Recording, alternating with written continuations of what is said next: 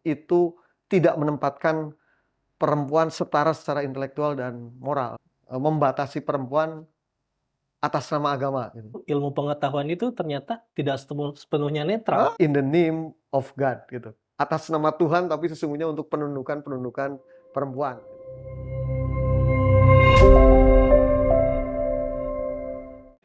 Assalamualaikum warahmatullahi wabarakatuh. Waalaikumsalam warahmatullahi wabarakatuh. Selamat datang di podcast UID Talks, ruang peradaban, ruang dialog intelektual yang menghadirkan percakapan mendalam tentang ilmu, agama, budaya, sosial, dan masa depan kemanusiaan. Di episode kali ini kita akan membahas tema yang sangat penting dan relevan dalam dunia akademik modern, dari feminisme ke epistemologi, membongkar kuasa dalam pengetahuan dan agama. Mengapa pengalaman perempuan sering tidak hadir dalam teori sosial klasik? Apakah ilmu pengetahuan benar-benar netral? Dan bagaimana epistemologi feminis mencoba membangun paradigma ilmu yang lebih adil dan manusiawi? Telah hadir bersama kita seorang akademisi, intelektual, dan ahli sosiologi komunikasi perspektif feminis, Bapak Dr. Sumadi MAG. Beliau adalah dosen pasca sarjana sekaligus Dekan Fakultas Syariah dan Hukum Universitas Islam Darussalam. Tulisan-tulisan beliau pun banyak berbicara tentang feminisme Islam dari teks suci sampai ruang digital. Kita sapa terlebih dahulu. Assalamualaikum Bapak. Waalaikumsalam warahmatullahi Bagaimana wabarakatuh. kabarnya hari ini? Baik-baik, Kang Alip ya, baik-baik. Alhamdulillah sehat semuanya. Syukur Alhamdulillah. Baik, Bapak ini berbicara mengenai feminisme. Bisa mohon disampaikan kepada kami mengenai sejarah singkat feminisme hingga feminisme Islam? Ya, terima kasih Mas Alip ya. Jadi memang feminisme itu memiliki sejarah yang sangat panjang ya. Jadi feminisme itu lahir dari pengalaman ketidakadilan terhadap perempuan dalam berbagai aspek kehidupan ya, sosial, ekonomi, budaya, politik gitu. Sehingga memang cukup kompleks dalam perjalanan sejarahnya gitu.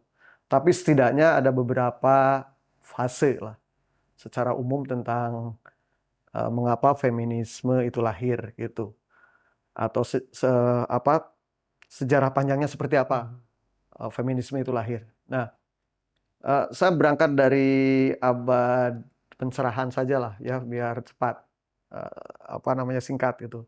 Yaitu gelombang pertama muncul yaitu sekitar abad 18 sampai abad ke-20. Ini disebut dalam beberapa literatur sebagai gelombang pertama feminisme muncul. Nah, fokus utamanya lebih kepada perjuangan hak-hak dasar perempuan, seperti hak pendidikan, hak politik, hak kepemilikan, hak suara dalam demokrasi, yang selama ini hanya milik laki-laki secara dominatif gitu. Nah, oleh karena itulah muncul di era ini itu tokoh semacam namanya Mary Wollstonecraft gitu. Dia punya buku dengan judul Vindication of the Right Woman yang ditulis sekitar tahun 1792 gitu. Ia memberi kritik bahwa perempuan lemah itu bukan karena kodrat, bukan karena takdir Tuhan. Nah, tetapi perempuan lemah, nah kritiknya Mary ya pada waktu itu karena perempuan tidak diberi akses pendidikan yang setara seperti laki-laki gitu. Ia kemudian juga memaparkan bagaimana kondisi perempuan di zamannya gitu.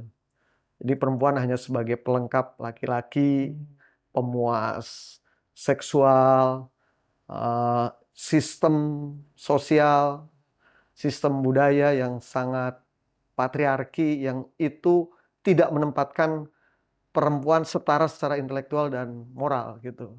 Oleh karena itulah gerakan di fase pertama ini lebih sekali lagi tadi bagaimana perempuan berjuang agar memiliki hak pilih dan suara dalam demokrasi. Ini juga seiring dengan munculnya demokrasi di berbagai benua di dunia gitu. Lalu perempuan mulai juga dalam pendidikan mulai masuk universitas gitu. Ini agak relate juga dengan dunia pesantren. Ya, dalam beberapa kajian, dulu pesantren juga awalnya hanya untuk laki-laki. Tapi kesininya karena perempuan makin berkembang secara intelektualitas, lalu interaksi juga makin luas, sehingga kebutuhan-kebutuhan pemimpin dan ulama perempuan juga menjadi keniscayaan gitu. Maka ini sama di awal-awal itu ya, jadi perempuan mulai masuk universitas. Lalu juga perempuan mulai masuk wilayah akses di profesi publik. Dokter misalkan ya, dulu hanya miliknya laki-laki. Tapi di gelombang pertama ini sudah mulai ada tuntutan dokter itu adalah perempuan gitu. Walaupun mendapat resistensi dari kalangan dokter apa laki-laki. Jadi jangan heran Mas Alip kalau sampai sekarang ya dokter-dokter juga masih dominan laki-laki itu. Sampai yang namanya dokter kandungan, jangan jauh-jauh di wilayah Priangan itu rata-rata laki-laki. Laki-laki, Hanya betul. ya 1-2 perempuan gitu. Ini ada imbas sejarah dari dulu marginalisasi perempuan di bidang apa pendidikan. Ya, jadi feminisme awal ini fokus pada kesetaraan dan hak dasar sebagai manusia ya Bapak ya? Ya, perjuangan awalnya tuh hak dasar saja, hak dasar kemanusiaan. Ini laki-laki, ini perempuan, mestinya setara. Akses pendidikan sama, akses ekonomi sama, akses demokrasi, suara publik, profesi publik yang apa sama. Itu kan hak dasar gitu. Nah, dari situ kemudian berkembang lagi ke fase kedua atau gelombang kedua. Itu sekitar tahun 1960-an sampai 1980-an gitu. Di fase ini gerakan feminisme mulai mengkritik gitu. Mengkritik budaya patriarki dalam kehidupan sehari-hari gitu. Ada tokoh itu Mas Alip yang sangat terkenal namanya, mohon maaf kalau salah sebut ya, ada Simone de Beauvoir. Gitu. Tahun 1949 itu dengan karyanya yang sangat fenomenal, yang saya ingatnya yang berbahasa Inggris itu ya, karena yang bahasa Prancisnya agak susah. Namanya The Second Sex gitu. Second sex. The Second Sex. Salah satu tulisannya misalkan dia bilang, one is not born, but rather becomes a woman gitu. Jadi bahwa identitas perempuan itu tidak hanya ditentukan oleh faktor biologis saja, itu, tetapi juga oleh konstruksi sosial, budaya, dan sistem patriarki yang ada di masyarakat gitu. Beliau memang sangat mengkritik ya posisi perempuan dalam sejarah itu dianggap bukan manusia dalam tanda kutip. Ya, second sex itu tidak bukan manusia. Atau bahasa lainnya the others. Bahasa Jawanya the lian. Liane. Liane itu. Atau subordinat. Artinya apa? Ya perempuan dalam sejarah memang diposisikan subordinat dalam relasi sosial yang didominasi oleh kaum laki-laki. Jadi memang di fase kedua ini perjuangan feminisme pada bagaimana memperjuangkan diskriminasi kerja, maksudnya membongkar diskriminasi kerja gitu ya. Lalu juga menentang atau resistensi terhadap kekerasan domestik, lalu juga mengkritik objektifikasi tubuh perempuan gitu. Oh, itu nanti di berbagai media, ya dulu televisi lah yang ini ya. Saya pernah mengkaji berbagai iklan-iklan di media dan membaca berbagai riset bagaimana iklan di media. Itu tubuh perempuan itu dari ujung rambut sampai ujung kaki itu marketable untuk promosi barang gitu ya, promosi barang. Tapi yang dieksploitasinya itu tubuh perempuan. Gitu. Ini sudah mulai ada kritik di tahun 1960-an hingga 1980-an gitu. Begitu, Kang. Ya, baik. Lalu bagaimana Pak mengenai ternyata feminisme ini berkembang semakin luas? Ya, di fase-fase berikutnya, fase 3 atau fase berapalah gitu selanjutnya ya. Feminisme ini lebih plural dan inklusif gitu. Ada tokoh namanya Kimberly Crenshaw. Dia mempromosikan bahwa memang feminisme plural dan inklusif dengan satu konsep namanya intersectionality gitu. Jadi bahwa perempuan itu memang memiliki pengalaman berbeda-beda. Ya, ini berdasarkan apa berbeda-bedanya ras gitu ya. Di berbagai suku ras itu kadang-kadang juga pengalaman perempuan berbeda. Mhm. Di suku Aka misalkan, laki-laki lebih cocok sebagai pemberi kasih sayang kepada anak, memproteksi anak, karena secara geografis memang anak perlu dijaga dari ancaman berbagai binatang gitu. Lalu perempuan yang mencari nafkah gitu. Itu harus dipahami sebagai intersectionality Mmm. gitu bagi Kimberly itu gitu ya. Lalu juga kelas sosial gitu ya. Di Jawa, Sunda, termasuk Eropa itu ada kelas sosial-sosial yang berbeda. Agama juga ya. Walaupun tafsir-tafsir agama nanti cenderung, Sensitif ya. yang konservatif itu Oh. cenderung ya, dominasinya laki-laki gitu. Lalu budaya, lalu etnisitas gitu. Sehingga pada akhirnya itu feminisme juga masuk ruang-ruang digital. Di situ ada tema-tema tentang cyber exploitation, isu cyber harassment, body shaming. Ini ya kebiasaan kita itu kadang-kadang ya, tidak mengenal jenjang pendidikan, kadang-kadang orang lupa sering melakukan body shaming gitu. Anda bilang sama teman Anda yang kurus seperti tiang listrik. Atau misalkan ada yang bilang, karena temennya gemuk seperti apa itu, tong Drum sampah, ya. drum gitu ya. Itu sebenarnya body shaming gitu. Lalu juga eksploitasi perempuan di media sosial. Kang Alip bisa atau Mas Alip bisa lihat Mhm. berbagai live-live sekarang yang cenderung justru eksploitasi tubuh perempuan gitu. Lalu juga ada kekerasan-kekerasan di situ, secara verbal, online gitu, secara simbolik juga. Nah, Pak, lalu bagaimana kemudian dengan, feminisme Islam? Nah, feminisme Islam ini kadang-kadang kontroversi, sampai hari ini juga ada yang tidak percaya bahwa itu bagian dari sebetulnya misi Islam Mhm. gitu. Nah, feminisme Islam ini berlatar belakang, bagaimana gerakan-gerakan ini membaca ulang teks-teks gitu ya, yang tanda kutip dianggap tidak berperspektif keadilan, kemanusiaan, dan kemitraan sejajaran. Nah, oleh karena itulah yang dikritik itu bukan Islamnya, tetapi bagaimana tafsir, pemikiran, Mhm. produksi-produksi pengetahuan yang, cenderung patriarki gitu, patriarkal gitu ya. Karena apa produksi-produksi pengetahuan dahulu patriarkal gitu? Nah, karena memang lahir juga di tengah-tengah kondisi sosial, politik, ekonomi, budaya yang patriarki gitu. Padahal gitu ya, Islam juga sebetulnya agama lain itu sangat menjunjung keadilan, Mhm. kasih sayang sesama, menghargai kemuliaan manusia, juga yang tak kalah pentingnya adalah penghormatan terhadap perempuan Oh, gitu. baik. Lalu bagaimana dengan tokoh-tokoh penting feminis Islam ini, antara lain seperti apa, Pak? Ya, sebetulnya yang tidak banyak tertulis kan tokoh-tokoh feminisme Islam ya harusnya dirujuk sejak Nabi Muhammad Mhm.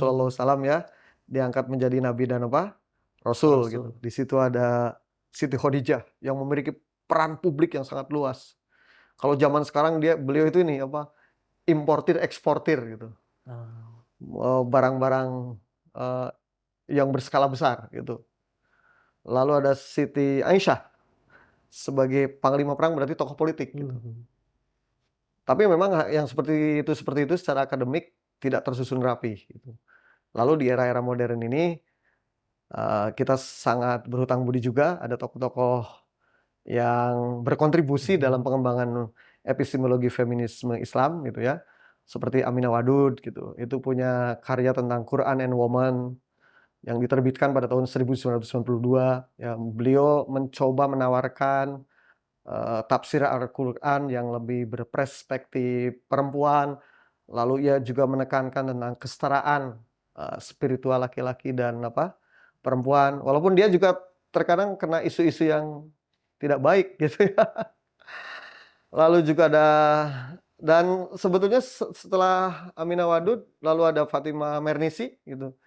Fatimah Mernissi ini menulis Beyond the Veil tahun 1975, lalu juga menulis lagi The Veil and the Male Elite tahun 80-an ya. Dan salah satu yang dia kritik adalah bagaimana budaya patriarki digunakan membatasi perempuan atas nama agama, gitu. Padahal agama tidak membatasi. Tapi struktur patriarki, epistemologi patriarki, ya, atau epistemologi patriarkal yang itu digunakan untuk membatasi perempuan atas nama agama. Tapi sebetulnya di Barat juga ada yang menarik, itu ada Barbara Strawesser. Itu hebat sekali, dosen State University of New York, SUNY, menulis buku tentang Woman in the Quran, dari mulai Al-Fatihah sampai An-Nas, dia bahas dengan perspektif perempuan. Itu juga menarik, sangat menarik. Karena saya baca itu literaturnya dari literatur Islam klasik sampai modern. Saya pernah cerita sama anak-anak, ini kapan ini Barbara Strawesser mesantren? Kok pinter sekali baca kitab kuning, karena rujukan-rujukannya banyak kitab kuning di situ, Mas Alif ya, gitu. Apakah ada tokoh yang lahir di Indonesia ini? Nah, lalu di Indonesia ya, selain tadi di Indonesia juga banyak. Lalu maksud saya gini, dari dunia turun ke Indonesia. Di Indonesia ada tokoh semacam Siti Musdah Mulia, ya. Beliau lebih mengkritik hal-hal praktek poligami yang atas nama syariat Islam tapi dijalankan sesungguhnya tidak bersyariat Islam gitu. Lalu juga ada Nasaruddin Umar, Menteri Agama kita, itu menulis tentang argumen kesetaraan gender dalam perspektif Al-Quran, ya. Beliau menjelaskan banyak bias gender justru berasal dari budaya patriarki, bukan dari ajaran Islam. Lalu ada Kiai Hussein Muhammad. Nah, saya bersyukur tahun 2005-an lah, saya tuh belajar feminisme langsung dari Pak Kiai Haji Hussein Muhammad, ya. Langsung gitu. Ada program dari Kementerian Agama, saya diutus oleh waktu itu Pak Rektor gitu, untuk mewakili IAID, mewakili Darussalam. Ada Pak Kiai Hussein Muhammad, lalu ada Mas Paki waktu itu ya, lalu ada Ibu Lis Markus gitu. Jadi wah, feminisme Islam Indonesia gitu. Berkumpul ya. Memang yang dibicarakan adalah bagaimana mempromosikan pemahaman struktur pengetahuan Islam yang ramah perempuan gitu ya.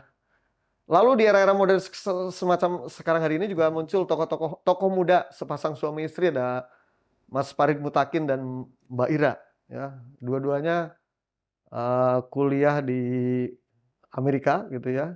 Tapi dua-duanya alumni Lembaga Pendidikan Islam, dan Mas Farid ini juga alumni Pesantren Darussalam gitu. Itu punya semacam pojok feminisme di salah satu perguruan tinggi di Amerika di situ. Dan punya channel khusus namanya Let's Talk. Itu bicara tentang mempromosikan nilai-nilai kemitra sejajaran laki-laki perempuan termasuk kelompok-kelompok rentan gitu. Jadi kesinambungannya tokoh-tokoh feminisme Indonesia juga terus berjalan, dan sesungguhnya masih sekarang muncul banyak sekali intelektual di berbagai kampus yang concern juga pada perspektif feminis yang Islam gitu. Nah, ya intinya Mas Alif ya, gerakan feminisme Islam itu kan satu ya, reinterpretasi ayat relasi laki-laki perempuan secara lebih adil gitu. Disadari atau tidak, sekali lagi produksi-produksi tafsir konservatif itu menempatkan laki-laki sebagai yang istimewa dibanding perempuan, itu maksud saya ya. Maaf. Lalu perjuangan pendidikan perempuan muslim gitu. Dan sekarang sudah mulai menuai hasil ya, di berbagai perguruan tinggi itu data-data yang menunjukkan partisipasi pendidikan tinggi itu lebih banyak perempuan dibanding laki-laki. Yang berprestasi pun lebih banyak perempuan dibanding laki-laki gitu. Nah, itu salah satu jalan lurus perjuangan epistemologi feminis muslim di Indonesia gitu. Lalu juga kritik kekerasan domestik atas nama agama. Sampai hari ini masih kadang-kadang dipakai canda juga ya. Oh, perempuan itu semua tugas laki-laki ini, perempuan cukup satu, taat gitu. Betul. Tapi itu senjata laki-laki menindas perempuan, menundukkan penundukan perempuan gitu. Lalu juga pemberdayaan ekonomi perempuan muslim, termasuk kita di Universitas Islam Darussalam punya LKMS ya, lembaga Bank Wakaf Syariah. Yang itu khusus kita memberdayakan perempuan. Hari ini alhamdulillah saya juga terlibat di dalamnya. Itu sudah hampir 700 perempuan yang kita berdayakan secara ekonomi gitu. Oke. Bapak, pertanyaan berikutnya adalah apa itu sebetulnya epistemologi feminis? Ya, memang ini agak panjang ya, Pak Alif, kita minum dulu sebentar. Baik. Silakan. Perbincangannya agak panjang karena tentang epistemologi ya. Betul. Ini yang Ya, sangat saya penasaran. ya. Sebetulnya apa itu Nah, epistemologi feminis? jadi kita masuk nih ke epistemologi feminis. Epistemologi feminis itu adalah kritik terhadap cara ilmu pengetahuan diproduksi gitu. Jadi karena ilmu itu tidak lahir di ruang yang hampa gitu. Ilmu lahir dipengaruhi oleh budaya, relasi kuasa, politik, ekonomi, bahkan konstruksi gender itu sendiri. Sehingga selama berabad-abad gitu ya, ilmu pengetahuan dan berbagai teori, filsafat, politik, pemikiran Islam, tafsir gitu. Itu dibangun oleh cara pandang laki-laki, pengalaman laki-laki dan horizon besar apa? Laki-laki. Padahal di dunia ini ada laki-laki, ada apa? Perempuan. Nah, akibatnya apa? Akibatnya pengalaman perempuan sering hadir di dalam konstruksi ilmu pengetahuan. Itulah yang maksud dengan epistemologi apa? Feminis gitu, Mas Alif ya. Oh, jadi epistemologi feminis ini mempertanyakan siapa yang selama ini dianggap layak berbicara dalam ilmu ya? Ya, betul sekali. Jadi epistemologi itu bertanya, jadi pengalaman siapa yang dianggap valid gitu. Selama ini hanya pengalaman laki-laki gitu. Lalu siapa yang menentukan standar objektivitas? Epistemologi feminis mempertanyakan itu. Selama ini ternyata dominasi laki-laki gitu. Dan siapa yang diam-diam disingkirkan dalam konstruksi ilmu pengetahuan, dalam sejarah panjang ilmu? Jawabannya dalam berbagai literatur tentu adalah perempuan gitu. Nah, karena itu ya apa namanya? Ilmu itu sering disebut apa? Objektif sebetulnya ya, gitu. Objektif, rasional, empiris. Tapi objektif, rasional, empiris itu horizonnya atau payung besarnya laki-laki. Tidak dalam payung yang setara antara laki-laki dan apa? Perempuan gitu. Berarti kalau seperti itu, ilmu pengetahuan itu ternyata tidak sepenuhnya netral. Betul. Apalagi di era sekarang ya, gitu. Pengetahuan itu tidak ada yang netral. Walaupun sesungguhnya kalau disebut ilmuwan, ya ilmu pengetahuan harusnya netral gitu. Tapi kan ilmuwan itu manusia sosial, Mas Alif ya. Jadi ilmuwan itu hidup dalam budaya tertentu, struktur kekuasaan tertentu, gitu ya, pengalaman sosial tertentu, gitu. Sehingga kemudian produksi ilmu pengetahuan itu terpengaruh oleh hal-hal itu, gitu. Nah, oleh karena itulah contoh ini ya, gitu. Kadang-kadang rasional objektif sering dikaitkan sama perempuan, laki-laki gitu. Yang itu menjadi dasar epistemologi pengembangan ilmu pengetahuan. Sementara feminitas, kemudian apa itu emosional, itu tidak dianggap menjadi bagian penting dalam konstruksi ilmu pengetahuan. Padahal suara-suara itu penting gitu. Gitu Mas, ya gitu. Nah, berarti kalau seperti itu, Pak, ini menarik sekali. Apa ada hubungannya antara ilmu dan kekuasaan? Nah, itu ya dari beberapa penjelasan tadi, Mas Alif sebenarnya sudah bisa menebak ya itu. Jadi sangat erat, jalin berkelindan antara ilmu dan apa? Kekuasaan. Contoh Michel Foucault. Michel Foucault ini ya, perspektifnya kan bahwa pengetahuan itu sangat berkaitan dengan kekuasaan gitu. Siapa yang memiliki kuasa, sering dia yang menentukan apa yang dianggap benar. Apa yang dianggap ilmiah, bahkan kadang-kadang begitu gitu. Nah, dalam masyarakat patriarkal secara historis gitu, karena akses lebih besar pada pendidikan, politik, lembaga-lembaga keagamaan, itu ada di ranahnya laki-laki, maka secara apa namanya ya, implikatif atau bahkan secara otomatis itu produsen utama ilmu pengetahuan itu laki-laki dan horizon laki-laki gitu. atau perspektifnya laki-laki, yang itu melupakan perspektif keseimbangan laki-laki dan perempuan. Perempuan. Oke. Eh, bisa diberikan contoh konkretnya, Bapak? Ya, misalkan dalam ekonomi lah, Mas Salib ya gitu. Nah, kadang-kadang ini misalnya orang tua Mas Salib tuh bekerja di luar, direktur dengan gaji yang tinggi. Sementara ibu Mas Salib itu di rumah, mengurus anak, ya, Mengurus segala sesuatu yang di menyayangi, rumah. ya betul, hal-hal domestik dari mulai nyuci, nyetrika, masak gitu. Tapi masyarakat menganggap yang keren adalah suaminya, ya, yang dianggap ekonomi penting di keluarga itu suaminya, sementara istrinya tidak dianggap ekonomi penting.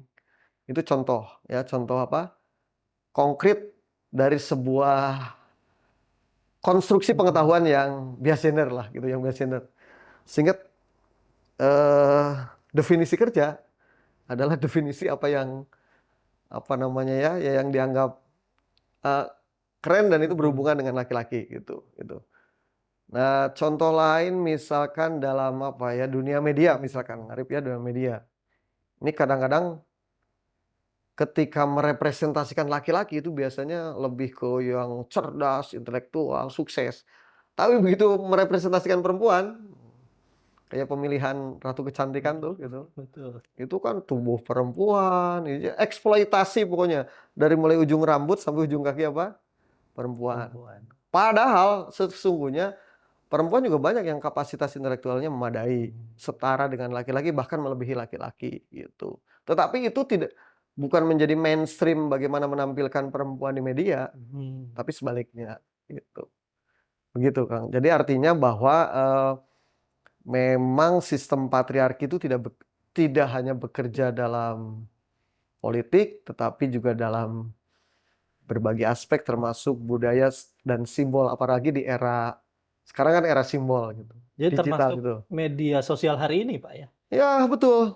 Media sosial hari ini tuh sistem atmosfer ekosistemnya sangat patriarki gitu.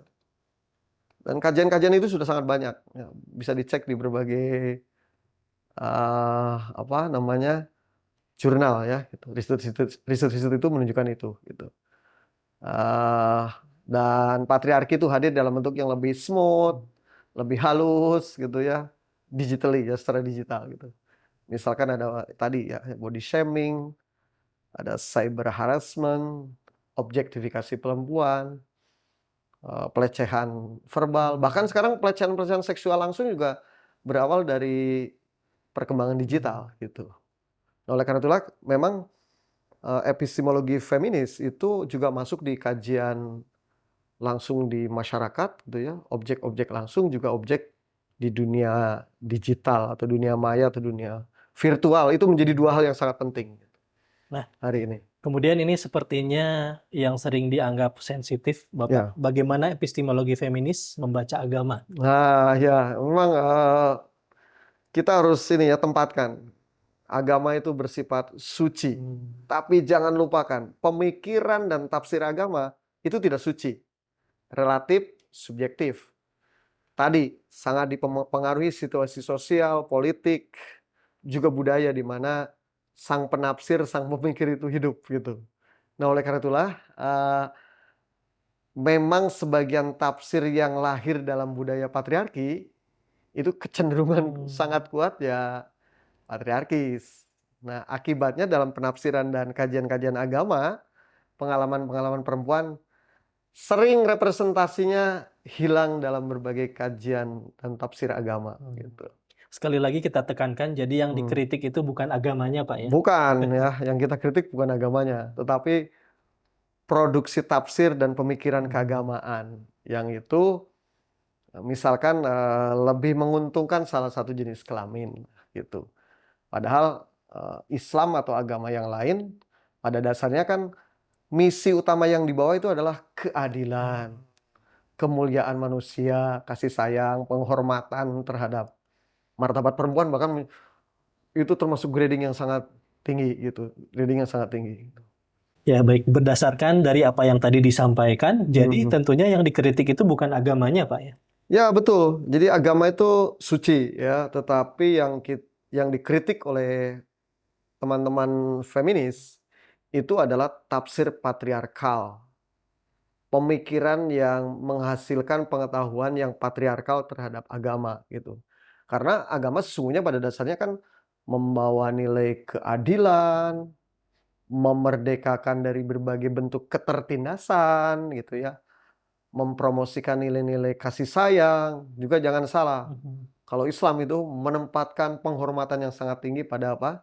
Perempuan. Perempuan. Nah, oleh karena itulah epistemologi feminis dalam kajian Islam sesungguhnya bagaimana membaca teks ulang Islam dengan perspektif keadilan dan maqasid syariah gitu. Oh, berarti feminisme Islam ini berbeda dengan stereotip yang berkembang di masyarakat. Betul sekali. Jadi sangat berbeda. Jadi feminisme Islam itu bukan proyek melawan agama. Banyak kadang-kadang orang salah persepsi. Feminisme itu proyek meruntuhkan, mendelegitimasi apa? Agama. Islam atau agama gitu. Padahal bukan. Justru feminisme Islam itu dalam berbagai produksi ilmu pengetahuan dan gerakan sosialnya di masyarakat itu mencoba mengembalikan spirit misi dasar Islam, yaitu membebaskan dari berbagai bentuk penindasan, termasuk penindasan terhadap apa? Perempuan gitu. Karena tadi bahwa Islam sendiri dasarnya adalah fisik keadilan dan kasih sayang gitu. Jadi kalau ada budaya patriarki kemudian menunjukkan rujukannya pada agama, itu bukan. Pasti itu in the name of God gitu. Atas nama Tuhan tapi sesungguhnya untuk penundukan perempuan gitu. Atau untuk melakukan kekerasan simbolik pada jenis kelamin tertentu. Ya dalam hal ini memang lebih banyak kepada siapa? Perempuan gitu. Kalau yang seperti itu saya kira itu istilah anak mudanya ya gitu ya. Ada kepentingan tertentu dibungkus pakai agama gitu. Dan itu yang kemudian dikritisi oleh epistemologi Islam. Epistemologi feminis Islam. Ya. Nah, baik Bapak, ini menarik sekali. Kemudian sebagai penutup, bagaimana Bapak melihat masa depan epistemologi feminis ini, Pak? Lihat perkembangannya ini sebuah keniscayaan gitu ya. Ini epistemologi feminis ini sebuah keniscayaan. Dalam berbagai konstruksi dan disiplin ilmu pengetahuan juga sudah menjadi epistemologi yang established, sudah kuat gitu.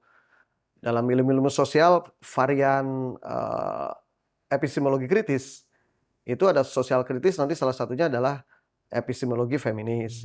Dalam kajian Islam juga begitu ya, menjadi salah satu varian disiplin ilmu kajian. Contoh dalam buku pendekatan kajian-kajian Islam, ya itu dari 7 atau 9 atau berapa varian pendekatan Islam, itu salah satunya adalah pendekatan feminis gitu. Lalu secara kompleksitas kehidupan memang epistemologi feminis ini jawaban atas kompleksitas dan perkembangan global yang saling terhubung gitu.